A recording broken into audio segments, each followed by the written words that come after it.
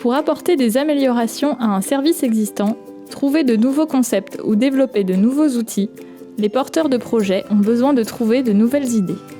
Pour cela, le Lab organise des séances de créativité. La créativité se définit comme un changement dans la perception qu'un individu a de la réalité. Ce changement aboutit à la génération d'idées ou de solutions nouvelles et utiles. Elle est directement reliée à l'imagination et doit se focaliser, s'organiser et s'exprimer. Une séance de créativité, qu'elle soit issue d'un process de design thinking, d'accélération de projet ou d'un simple brainstorming, comporte toujours 3 phases.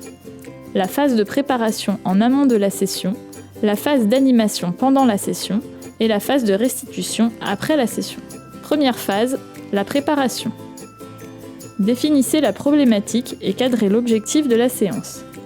Pour une séance de créativité réussie, il faut se poser les bonnes questions. Cette étape se fait généralement avec le commanditaire de la session. Vous devez vérifier ensemble que le problème posé est pertinent et le traduire en défi. Par exemple, comment pourrait-on réduire le temps d'attente des citoyens dans les bureaux de vote ? C'est aussi le moment de réunir toutes les informations possibles sur le contexte du projet. Une fois les bonnes questions posées, déterminez le produit de sortie attendu. Cela peut être une feuille de route, des fiches projets ou un prototype simple. En fonction de vos défis, vous devez choisir les bons participants pour y répondre.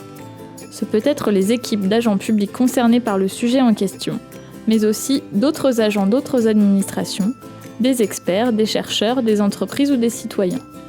Dans tous les cas, mixez les profils et les horizons afin d'enrichir les réflexions. Choisissez le format de la séance et construisez le déroulé. En fonction de vos participants et des objectifs de la séance, vous devez penser des exercices adaptés sur une durée limitée. Il y a bien des incontournables comme les icebreakers, les ateliers collectifs ou encore les restitutions des travaux, mais c'est à vous d'inventer le contenu de ces temps forts pour coller au mieux au sujet. Chaque séance est unique, n'hésitez pas à vous inspirer sur comment faire. Il est conseillé d'établir un déroulé précis et rythmé de la séance afin que l'équipe d'animation soit opérationnelle le jour J. Pensez à répartir les rôles de cette équipe, animation, facilitation, logistique, etc. Pensez à l'organisation. Choisissez un lieu adapté à vos ateliers, prévenez les participants à l'avance, ayez du matériel en quantité suffisante et si vous le pouvez, proposez des petites choses à grignoter. La créativité, ça creuse. Deuxième phase, l'animation. L'animateur joue un rôle central dans la réussite d'une séance de créativité. C'est grâce à son énergie et à sa capacité d'écoute que la dynamique collective se mettra en place et que les meilleures idées jailliront. Au début de la session, l'animateur, aussi appelé facilitateur, explique le contexte du sujet, les défis à relever et rappelle les règles des ateliers. Il adopte une posture neutre et cherche à instaurer un climat convivial. L'animation de la séance peut se faire de manière différente, en petits groupes, tous ensemble ou individuellement. Souvent, les configurations alternent. Le facilitateur s'assure de l'enchaînement dynamique des exercices afin de garder les esprits en éveil. Tout au long de la séance, le facilitateur stimule le groupe. Il le questionne et reformule ce qui est dit.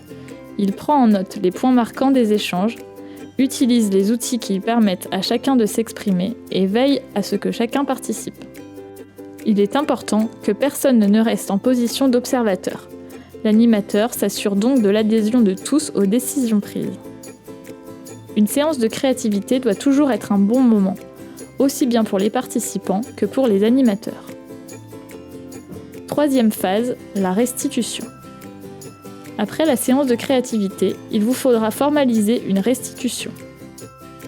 Pour cela, rassemblez tous les éléments produits pendant la session, les post-it, les photos, les vidéos, les prototypes, et racontez l'histoire de ce que vous venez de vivre étape par étape. Cela sert de base pour développer des solutions trouvées lors des ateliers et permet à tous de garder en mémoire cette expérience. Par la suite, vous pouvez également décider de mettre en place un suivi particulier pour vous assurer du développement et de la mise en œuvre des solutions identifiées lors de la session. Il existe de nombreuses méthodes pour favoriser la créativité et l'intelligence collective. Quels que soient les formats retenus, les 3 phases présentées sont indispensables pour garantir le sujet d'une séance créative. N'ayez pas peur de vous lancer et prenez du plaisir à faire cogiter les esprits.